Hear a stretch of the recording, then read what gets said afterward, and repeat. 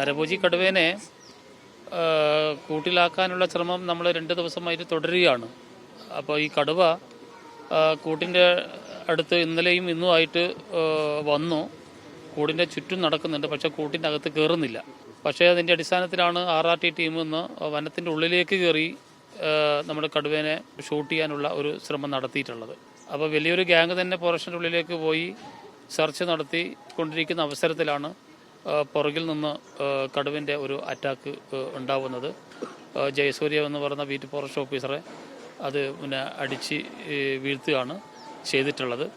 അപ്പോൾ കാര്യമായിട്ടുള്ള ഒരു അപകടകരമായിട്ടുള്ള ഒരു പരിക്കൊന്നും ഇപ്പോൾ നിലവിലില്ല. അദ്ദേഹത്തിൻ്റെ കൈത്തണ്ടേൻ്റെ ഇവിടെ ഒരു നഖം കൊണ്ടു കയറി എന്നുള്ളതാണ് ഒരു കൃത്യമായിട്ടുള്ള ഒരു പരിക്ക് എന്ന് പറയുന്നത്. അപകടത്തെ സംബന്ധിച്ചുള്ള വിഷയങ്ങളൊന്നും നിലവിലില്ല.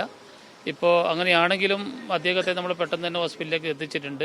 ബാക്കി DFൻ്റെ നേതൃത്വത്തിലുള്ള ടീം ആ ഫോറസ്റ്റിൽ തന്നെ സക്രിയയുടെ നേതൃത്വത്തിൽ തുടർ പ്രവർത്തനം നടത്തിക്കൊണ്ടിരിക്കുകയാണ്. അപ്പോൾ കടുവേനെ ഇപ്പോഴും ഞാൻ വിളിച്ച് ചോദിച്ചു. അപ്പോൾ കടുവ ഇങ്ങനെ നിന്ന് കിട്ടുന്നില്ല, വെടിവെക്കാനായിട്ട് നിന്ന് കിട്ടുന്നില്ല, ഇങ്ങനെ ഓടിക്കൊണ്ടിരിക്കുകയാണ്. അവർ കാട്ടിൽ തന്നെയാണ് ഇപ്പോഴും. ഇതിനെങ്ങനെ ലൊക്കാലിറ്റി ചെയ്ത് ഇങ്ങനെ കടുവേനെ പിടിക്കാനുള്ള ഒരു വലിയ ശ്രമവും ഈ നിമിഷവും അവർ കാട്ടിൻ്റെ അകത്ത് ചെയ്തുകൊണ്ടിരിക്കുകയാണ്.